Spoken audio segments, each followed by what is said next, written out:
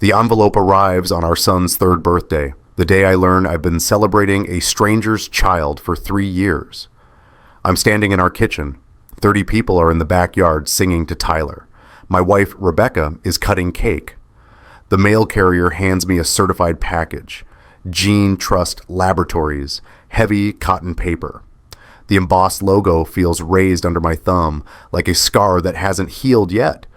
I don't remember walking to the bathroom. I just remember locking the door.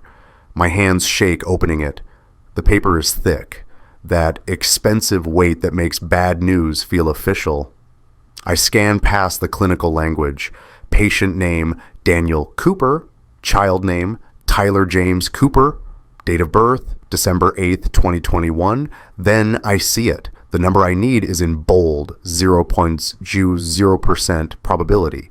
I read it 3 times. The number doesn't change. 0.00%. I am not Tyler's father.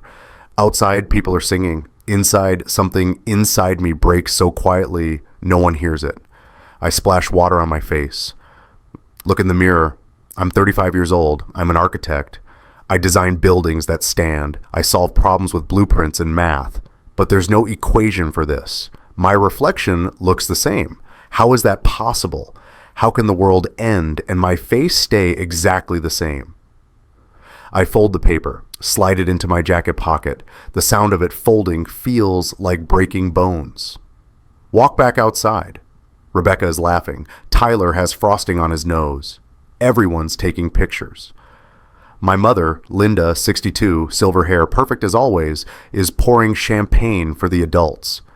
She sees me. Something crosses her face. Not surprise. Recognition. She knows. I can see it in the way she looks away too fast. In the way her hand shakes just slightly as she sets down the bottle. The cake tastes like cardboard. I smile. I clap. I help Tyler open presents. He unwraps a stuffed elephant. Peanuts. I'd bought it at the hospital gift shop 3 years ago.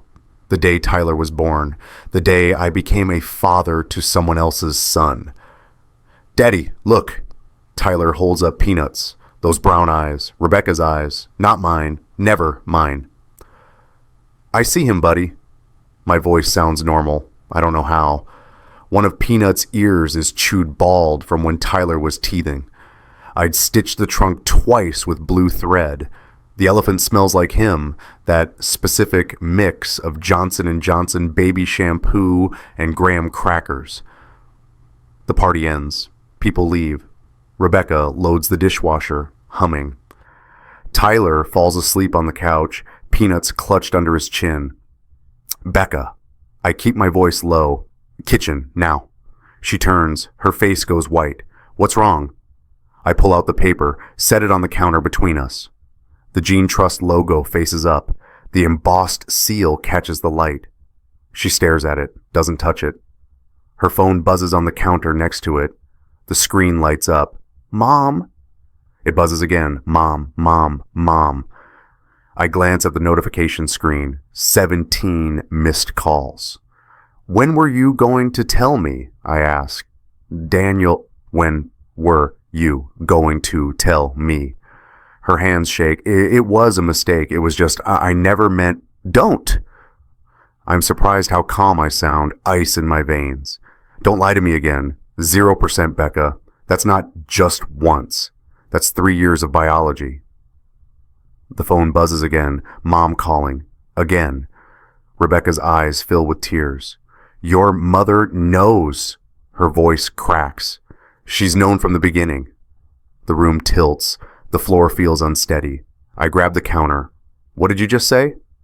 Linda knows. Daniel, she's the one who introduced us.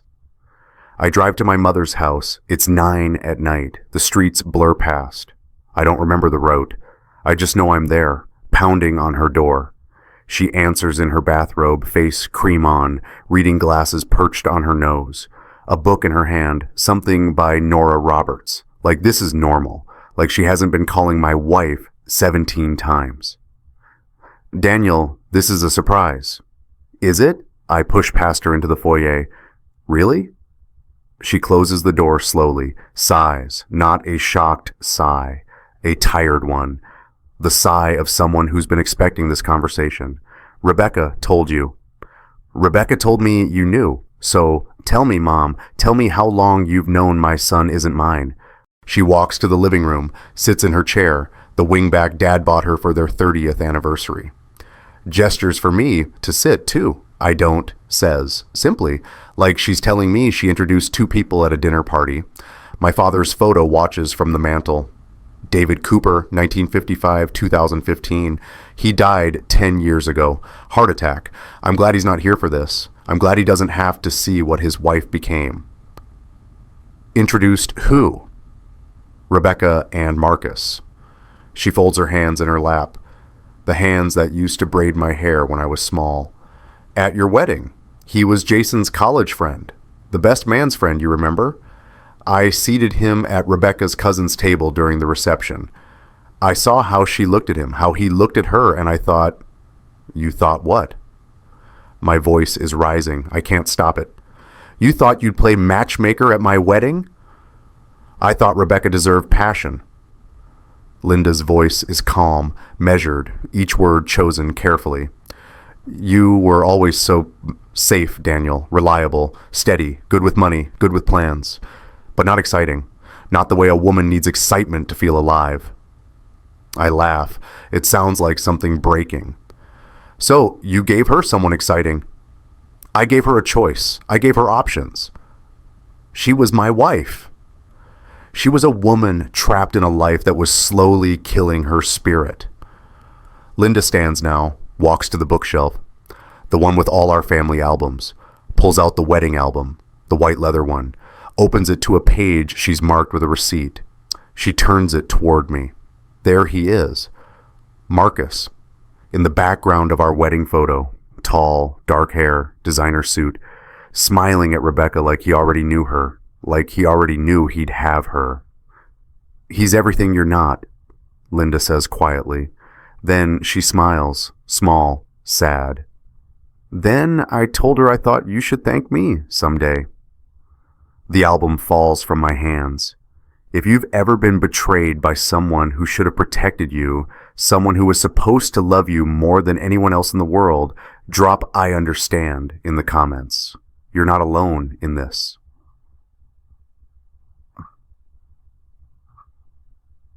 I sit in Jake's apartment at 2 a.m. My best friend since college, lawyer now. He makes coffee, strong, black, sets it in front of me. Thank her, he repeats flatly when I tell him everything, for saving Rebecca from me. I drain the cup even though it burns. For giving Tyler a father with passion instead of a father who just shows up. Tyler's not your son. The words hang in the air. True, terrible, inescapable. Biologically, I say. Legally too, if you want out. Jake's voice is gentle, careful. Daniel, I know this is... I need to see where they met. The apartment. There has to be an apartment. What apartment? I pull out my phone, show him screenshots I took of our bank statements before I left the house. $12,000 withdrawn over 6 months. 4 payments of $3,000 each. Rebecca said it was for Tyler's college fund. I believed her because I'm safe, reliable, stupid. Jake leans forward, studies the dates. These withdrawals are consistent. Same day every month, first of the month. That's rent, Daniel. Find the address. Daniel, find it. Today. He does.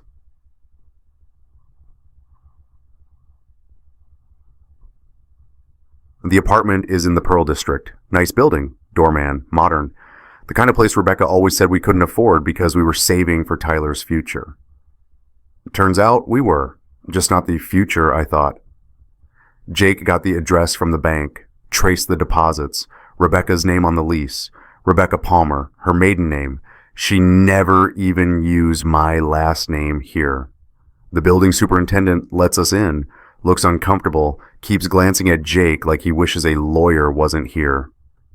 Miss Palmer said she needed space for creative work, he says, unlocking the door. Writing, said her home environment was too distracting. Creative work. The apartment is small, 1 bedroom, IKEA furniture, minimal, nothing special except I see it immediately. The refrigerator. There's a drawing stuck to it with alphabet magnets. Crayon, stick figures, a child's drawing. I step closer. My shoes sound loud on the laminate floor. 3 figures, crudely drawn, round heads, stick bodies. One says mommy in shaky letters. One says Daddy D. One says Daddy M. 2 daddies. Tyler drew this. Tyler's been here. Tyler knows there are 2 of us. The crayon is waxy under my fingers when I touch it. The paper curls at the edges. It's been here a while. Daddy. He spelled it wrong, which means he was young when he drew this. Maybe 2, maybe younger. How long has this been happening?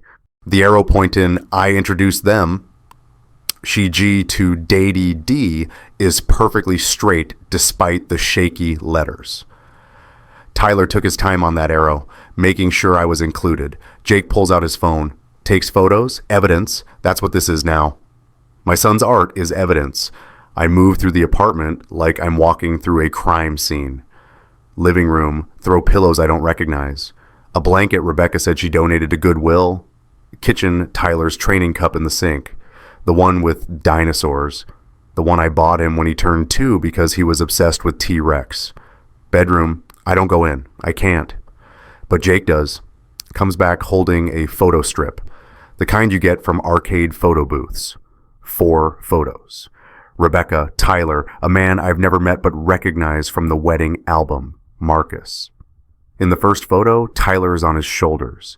In the second, they're all laughing. In the third, Rebecca is kissing Marcus's cheek. In the fourth, Tyler is kissing his other cheek. The photos are dated 2 months ago. While I was at a work conference in Seattle, while I was texting Rebecca goodnight, asking how Tyler was, she was here, with them. There's a spare key, Jake says. He's found it under the doormat. You should keep it in case we need to come back. I pocket the key. It feels heavy, like it weighs more than brass should weigh. On the way out, I stop at the refrigerator again, look at the drawing one more time. The drawing had 2 daddies, I tell Jake in the car. My voice sounds far away. Tyler already knew he belonged to someone else. Jake grips the steering wheel, doesn't start the engine, doesn't answer. There's nothing to say. The mediation office smells like air freshener and broken promises, pine-scented, the kind that doesn't smell like real pine, just the chemical idea of it. Carla Rivers, our mediator, sits at the head of the table. 48, neutral expression. She's done this before, watched families disintegrate in conference rooms. Rebecca sits across from me, her lawyer next to her, some guy in a suit that costs more than my car payment. Jake sits next to me. He has a folder, organized, tabbed, evidence. Let's begin, Carla says. Daniel, you've filed for legal separation and termination of parental rights for Tyler James Cooper. Rebecca, you've contested both. Can you tell me why? Rebecca's crying already. Because Tyler needs his father. Because Daniel is his father. Because we're a family. But he's not Tyler's biological father, Jake says calmly. We have DNA evidence from Gene Trust Laboratories. Would you like to see it? He slides a copy across the table. Certified, notarized, embossed seal. Rebecca's lawyer picks it up, reads. His expression doesn't change, but his jaw tightens. Paternity isn't everything, Rebecca says. Her voice is desperate now. Daniel's been Tyler's father for 3 years. He's the only father Tyler knows. If we reveal Marcus, if this comes out, I'll lose custody. Daniel, please, please don't do this. You did this, I say quietly. You and my mother. Carla looks up sharply. Your mother? Rebecca goes pale. Daniel's mother introduced me to Marcus, Rebecca whispers. At the wedding, she said Daniel deserved better than to trap someone in a boring marriage. Jake is writing everything down, fast. His pen scratches across the legal pad. Carla turns to me, studies my face. Daniel, I have to ask, did your mother facilitate this affair? Rebecca's hands shake. She doesn't answer. Yes, I say. She admitted it to me 3 days ago. The room goes quiet. Even Rebecca's lawyer looks shocked. Carla sets down her pen. This changes the complexity considerably. It doesn't change that Tyler needs stability, Rebecca says. She's begging now. It doesn't change that Daniel loves him. You do, don't you, Daniel? You love him? I look at her, really look at her. This woman I married, this woman I trusted, this woman who let my mother destroy us. I do, I say, but love isn't enough when it's built on lies. Carla asks Rebecca directly, did Daniel's mother facilitate this affair knowingly and actively? Rebecca closes her eyes. A tear runs down her cheek. Yes.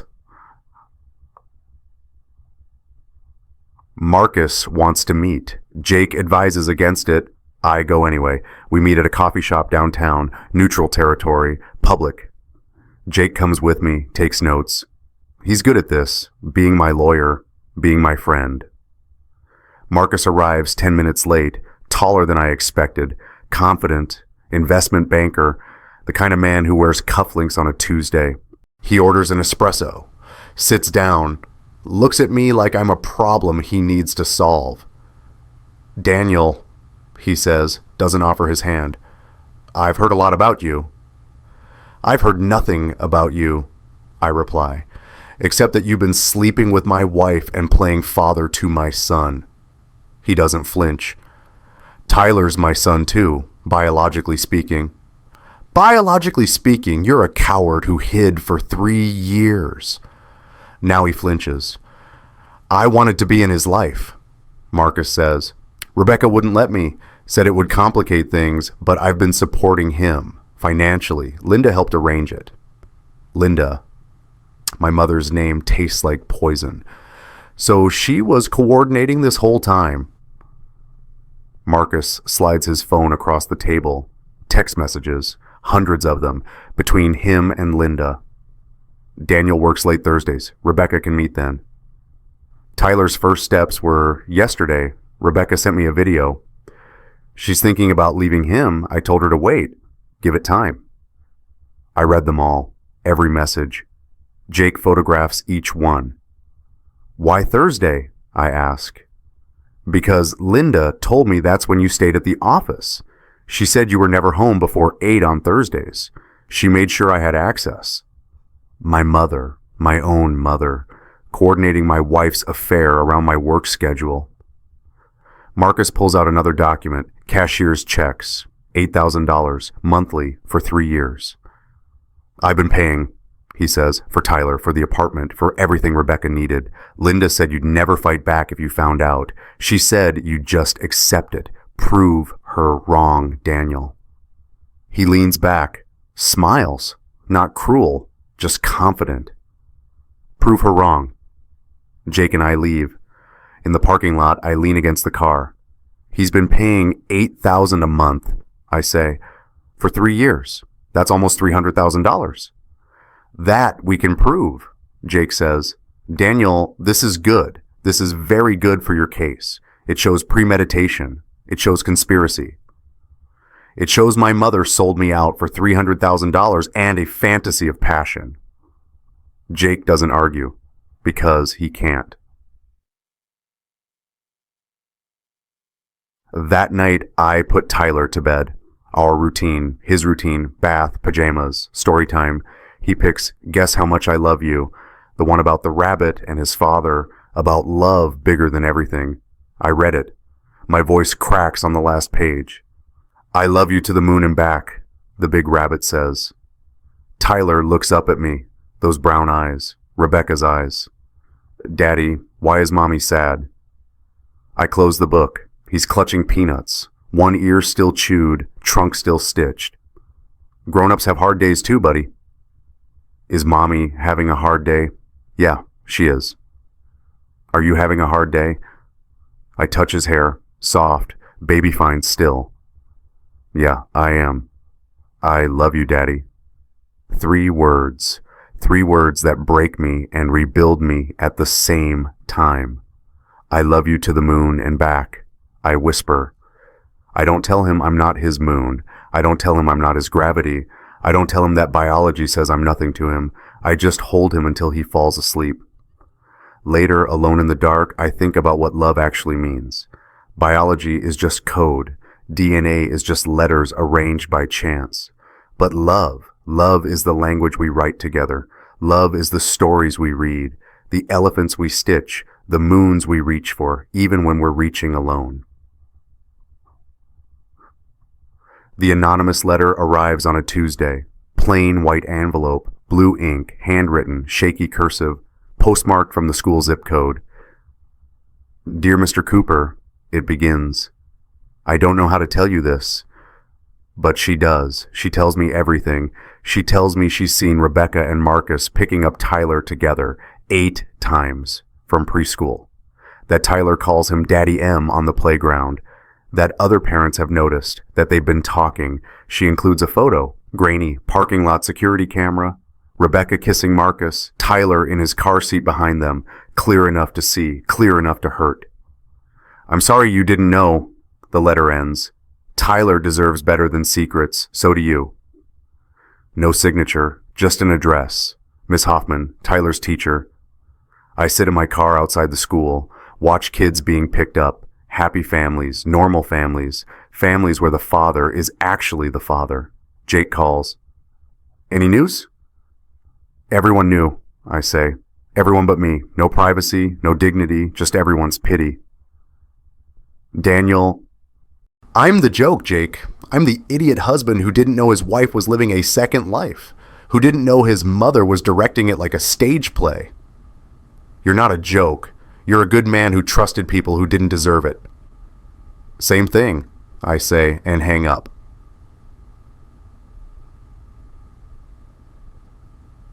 Linda invites me to dinner. We need to talk, she says. Really talk. I want to explain. I go. I don't know why. Maybe because she's still my mother. Maybe because I need to understand how someone who carried me could destroy me. Her sister Diane is there. Aunt Diane, 60, practical. She's always been the reasonable one. Linda has made lasagna, my favorite. Like that will fix this. Like cheese and pasta can rebuild trust. I know you're angry, Linda begins. She's pouring wine, red, expensive. But I need you to understand. I did this for you, for Rebecca, for everyone. You did this for me, I repeat. You destroyed my marriage for me. Your marriage was already dying. Rebecca was miserable. I saw it at family dinners, the way she looked at you, like you were a roommate, like you were safe but not alive. So you gave her someone alive. I gave her what she needed, what I never had. Linda sets down her wine, opens a drawer in the sideboard, pulls out an old diary, leather, worn. She opens to a marked page. 1987, the year before she married my father. Listen, she says, and reads aloud, I'm engaged to David. He's kind, he's stable, he'll be a good father. But I don't love him, not the way I love James. James makes me feel like fire. David makes me feel like furniture. But James has no money. David has a future. So I'll marry David. And I'll spend my whole life wondering what if. She closes the diary, looks at me. I married safety, Daniel. I married your father because he was the smart choice. And I spent 30 years regretting it. I loved him. But I was never in love with him. Do you understand the difference? So you decided Rebecca shouldn't have to feel that way. I decided my son shouldn't trap a woman the way I was trapped. She reaches for a framed photo on the mantle. Me, age 5, gap-toothed smile. I wanted better for you than I had. I wanted you to be with someone who chose you because they couldn't live without you, not because you were safe. The room spins. Aunt Diane has been silent this whole time. Now she speaks. Linda, she says quietly, you didn't save anyone. You destroyed your own son. Linda turns to her, shocked. I was trying to help. You were trying to rewrite your own mistakes using his life. Diane stands, looks at me. Your mother has been in therapy for 5 years, trying to understand why she settled. She decided the answer was to make sure you never settled. But that's not love, Linda. That's control. I paid for their apartment, Linda says suddenly, desperate, like she needs me to know the full extent of her sacrifice. The first year, $1,200 a month, I wanted Rebecca to have a safe place to figure things out. $14,400. My mother spent $14,000 helping my wife leave me. You invested in my destruction, I say. You funded it, scheduled it, coordinated it. I invested in everyone's happiness. Get out, Diane says. She's talking to Linda. Get out of your own fantasy and look at what you did. Linda is crying now, but I don't care. I can't care. I leave. The lasagna sits untouched. Gene Trust Laboratories requires both potential fathers for a court-admissible test. Marcus agrees immediately. Of course he does. He's confident. He's the biological father. He knows it. I know it. But the court needs proof. Dr. Sarah Chen runs the lab. 30s, professional, sympathetic but clinical. She's done thousands of these tests, has destroyed thousands of families with science. We'll have results in 72 hours, she says. Court certified, notarized. Jake is with me. Witness. Everything is witnessed now. Everything is documented. 3 days later, we return. Dr. Chen hands me a folder, thick, official. The embossed seal catches the fluorescent light. I'm sorry, she says, and I can tell she means it. The child shares 0 genetic markers with you, Mr. Cooper. The probability of paternity is 0.00%. She hands Jake a second folder. Mr. Marcus Preston is the biological father. Probability of paternity is 99.97%. Numbers. Just numbers. But numbers don't lie. Numbers don't pretend. Numbers don't say, I love you to the moon when they mean, I'll betray you on earth. Jake takes both folders. Evidence, always more evidence. Thank you, I say. For what it's worth, Dr. Chen says quietly, biology isn't everything. I see a lot of families in here. The ones that work aren't always the ones that share DNA. I want to believe her. I'm not sure I can. Rebecca leaves a voicemail, 7 minutes long. I listen to it twice. She's crying, sobbing, barely coherent. Daniel, please don't do this. Tyler needs you. I know I don't deserve you. I know I destroyed everything good we had, but Tyler didn't. Tyler didn't choose this. He loves you. He thinks you're his daddy. If you leave him, if you tell him the truth, it'll destroy him. She pauses, breathing hard, ragged.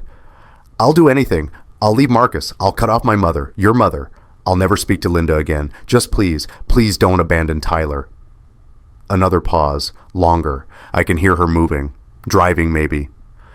If you love me once, love him now. I'm begging you. He didn't choose this. Then 8 seconds of silence, just breathing. Just her breathing and me listening and both of us dying in different ways. Please, she whispers, and the line goes dead. I play it again, sit in my car in the grocery store parking lot. It's raining. The windshield wipers are on. I watch them go back and forth, erasing and revealing, erasing and revealing. That afternoon, a handwritten letter arrives. Rebecca's handwriting, looped, feminine. The handwriting I used to love seeing on birthday cards. Tyler needs you, it says. I know I don't deserve you, but he does. Please don't punish him for my sins. Please don't make him pay for what I did. You're the only father he's ever known. You're the only father he should ever know. She's right. Tyler is innocent. Tyler is 3 years old. Tyler didn't ask for any of this, but neither did I. I saved the voicemail to the cloud. Jake's idea. Evidence. Everything is evidence now. I keep the letter in my desk drawer, and I cry for the first time since this started.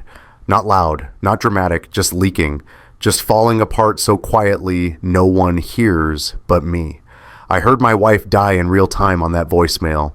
I heard the woman I loved disappear into the woman who lied to me.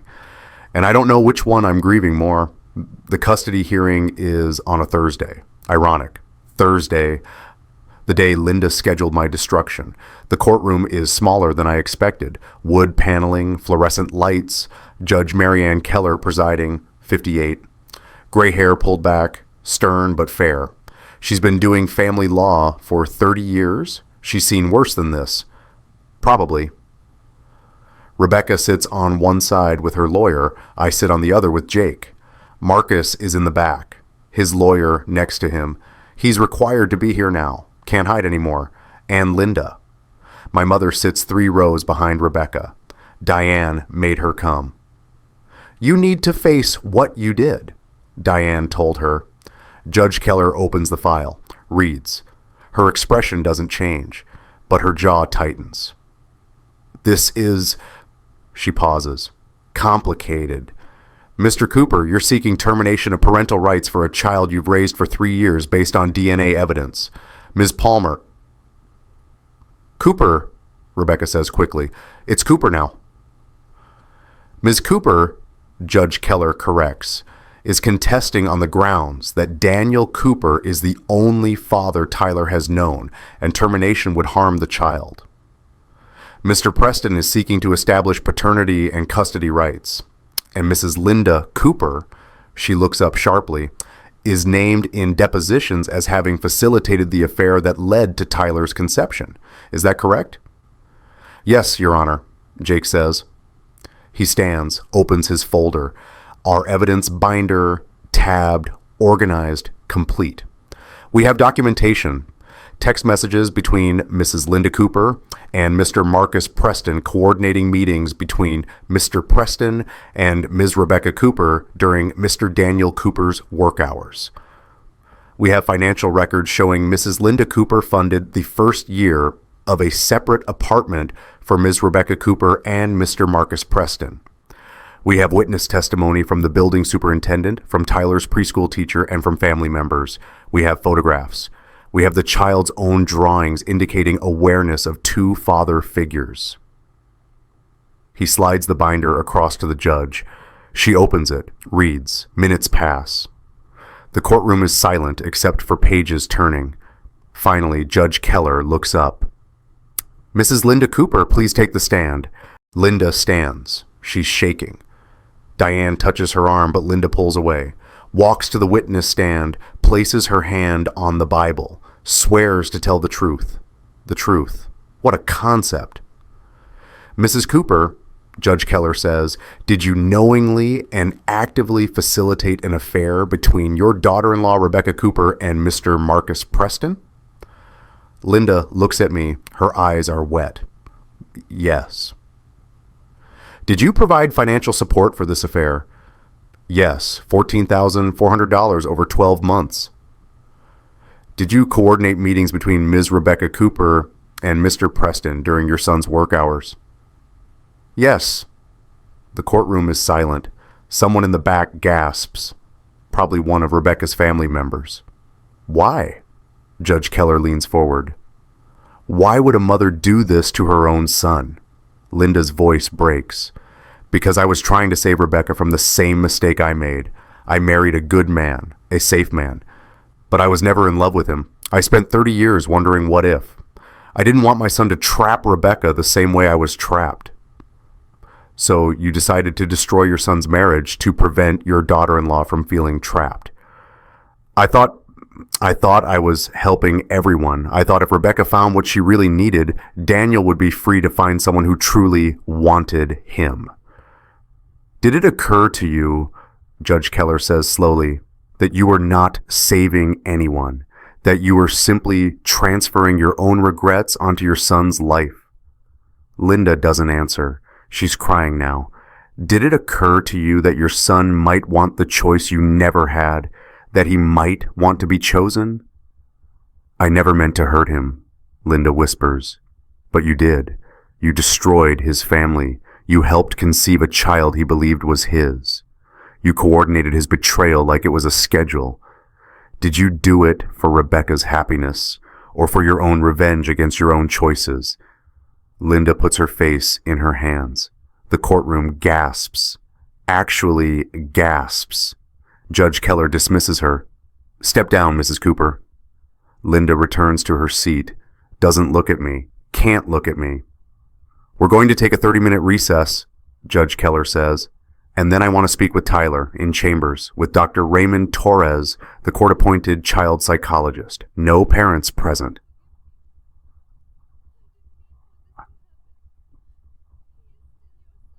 "30 minutes feels like 30 hours. We wait in the hallway. Jake reviews notes. Marcus stands by the window. Rebecca paces. Linda sits alone. Diane next to her, but not touching her.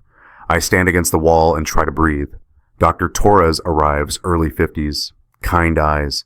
He specializes in children of divorce, children of trauma, children caught in adult warfare. He goes into chambers with Judge Keller. 40 minutes pass. The bailiff calls us back in. Judge Keller looks different. Softer. She has something in her hand, a piece of paper. "Tyler," she begins, "is a very articulate 4-year-old.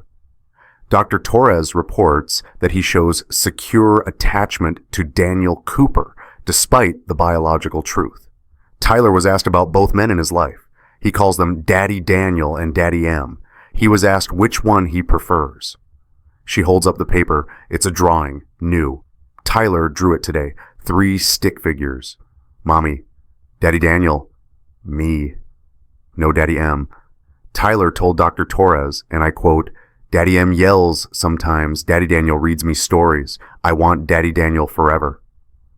My vision blurs. Tyler was asked why he didn't include Daddy M in his drawing. He said, "Because Daddy Daniel is my real daddy. The other one just visits." Rebecca makes a sound, a sob, a broken thing. Judge Keller looks at me. Tyler asked for his Daddy Daniel, not his daddy, his daddy. I'm crying. I don't try to stop it. I don't try to hide it. Judge Keller sets down the drawing. This is not a simple case. Biology matters, but so does attachment. So does history. So does love. She opens her folder, reads her decision. I am granting Daniel Cooper full legal custody of Tyler James Cooper. Mr. Marcus Preston will be granted supervised visitation every other Sunday, 4 hours, supervised by a court-appointed guardian, pending completion of a parenting course and psychological evaluation. And Ms. Rebecca Cooper will retain joint physical custody with 50-50 time sharing pending completion of family therapy. Rebecca is sobbing now. Her lawyer touches her shoulder. Mrs. Linda Cooper, while I cannot criminally charge you, I can state for the record that your actions constitute one of the gravest betrayals of parental responsibility I have witnessed in 30 years on this bench. You deliberately destroyed your son's family. I strongly recommend therapy. And I recommend you have no contact with Tyler until you can demonstrate genuine remorse and healthy boundaries. Linda nods, doesn't speak, can't speak. Marcus stands. Your Honor, I'm the biological father. You are a sperm donor who hid for 4 years. Judge Keller interrupts. You will have supervised visitation. You will complete a parenting course. You will prove you can put Tyler's needs above your own ego. Otherwise, you will have no contact. Biology is not a trump card, Mr. Preston. Love is. Consistency is. Showing up is. And Daniel Cooper has been showing up for 4 years while you wrote checks and played pretend. She closes the file. We're adjourned. The gavel falls. The final mediation session happens 2 weeks later. Carla's office, pine smell, one last time. Rebecca and I sit across from each other. Jake next to me, Carla at the head. The custody agreement is printed. Official, signed by the judge. I'm sorry, Rebecca says. She said it 100 times. It still sounds hollow. I'm so sorry, Daniel. I know you are. Can you forgive me? I think about that. Forgiveness. What a word, what a concept. I don't know, I say honestly. Maybe someday, but right now I just need you to be a good mother. That's all I need from you. What about Linda? What about your mom? I have no mother, I say. The words come out cold, final. She chose to destroy me. I choose to let her go. Rebecca nods, wipes her eyes. Tyler keeps asking why Grandma Linda doesn't visit anymore. Tell him the truth. Tell him Grandma made choices that hurt people. Tell him we love him, but we can't let people hurt us just because they're family. Carla slides the final agreement across. This gives you both joint custody. Tyler will spend weekdays with you, Daniel, and weekends with Rebecca. Marcus will have supervised visits until the court reevaluates in 6 months. Is everyone in agreement? Yes, Rebecca whispers. Yes, I say. We sign. Jake witnesses. Carla notarizes. I have a letter in my pocket. For Tyler, sealed. I wrote it last night. Fountain pen, cream stationery, everything I couldn't say out loud.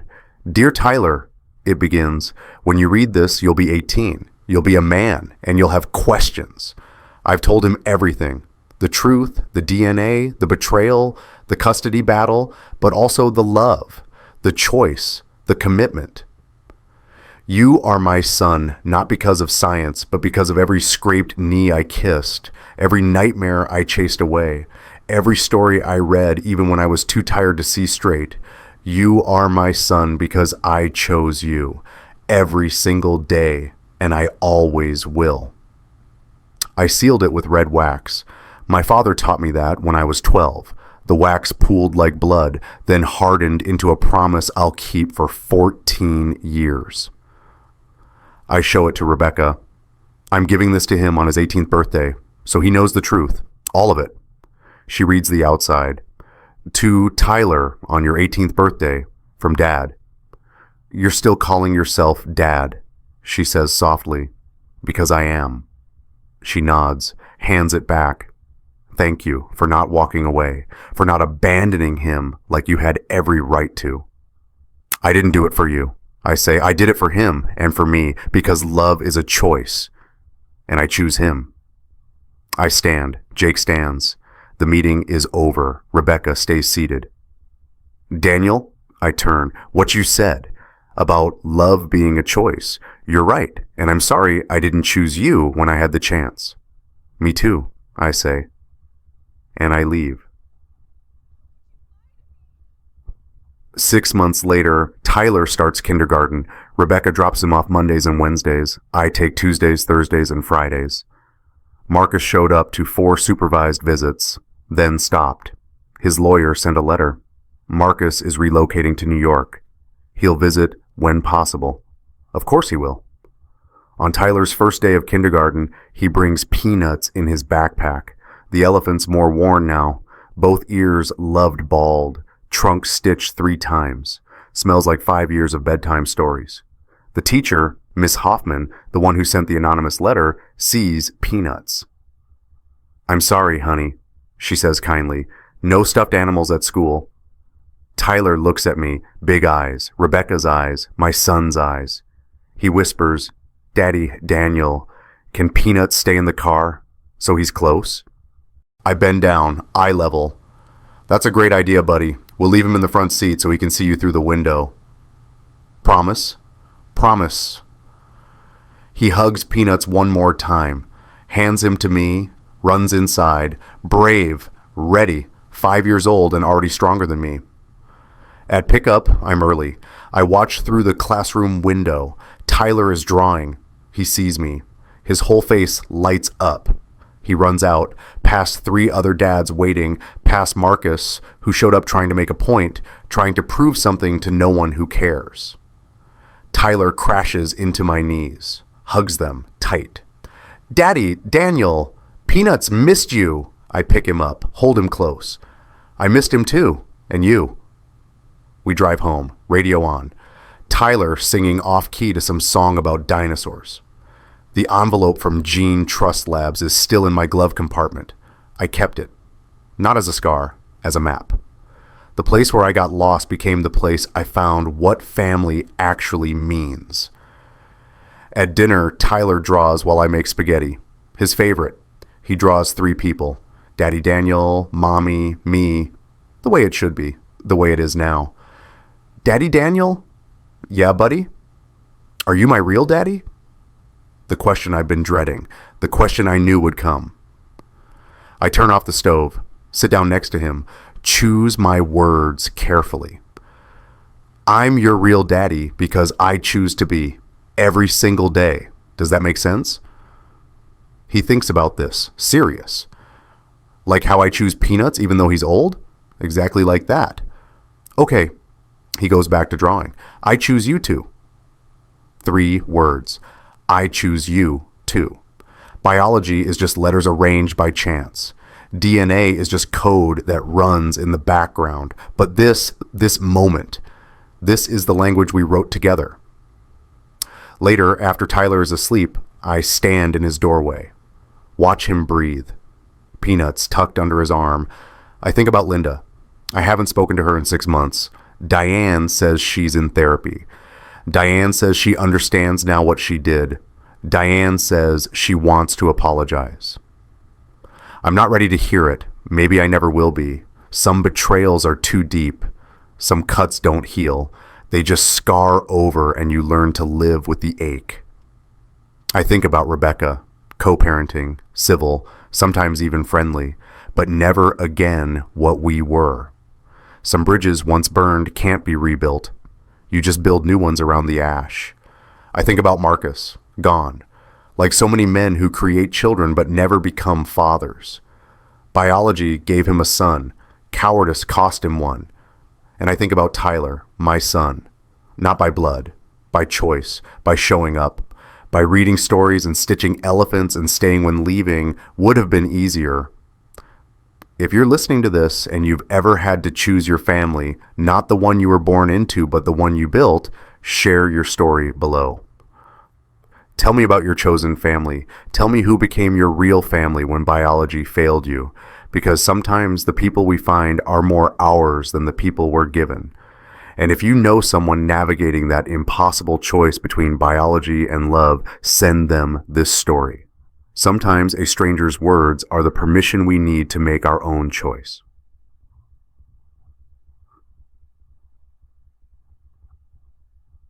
The envelope that shattered my world became the door to the one I built myself. 3 years after the test, Tyler and I are at the beach. He's 7 now. Building sandcastles, I'm helping. We're making a moat. Daddy Daniel, will you always be my daddy? Forever, I say. No hesitation, no doubt. Even when I'm old like Grandpa was. My father, the man who would have fought for me if he'd been here. The man who taught me that fatherhood is presence, not genetics. Even then, I promise. Good. He dumps a bucket of water in the moat, watches it fill. Because you're the best daddy in the whole world. Not the only daddy, not the biological daddy, the best daddy. Because love isn't measured in DNA. It's measured in moments, in moats built and elephants stitched and stories read and choices made every single day. It's not the DNA you share. It's the elephant you save a seat for. The bedtime stories you don't skip. The moon you love someone too, even when they're someone else's stars. That's the family you build when the one you were born into burns down. And sometimes, the one you build is the one you were meant for all along. I watched Tyler build his castle. The waves come in, the moat fills. He laughs, pure joy. Uncomplicated. 7 years old and already teaching me what love actually means. We drive home. Peanuts in the back seat, worn, loved, still holding on. Some families you're born into, some families you build, and some families choose you back. This is mine, and it's enough.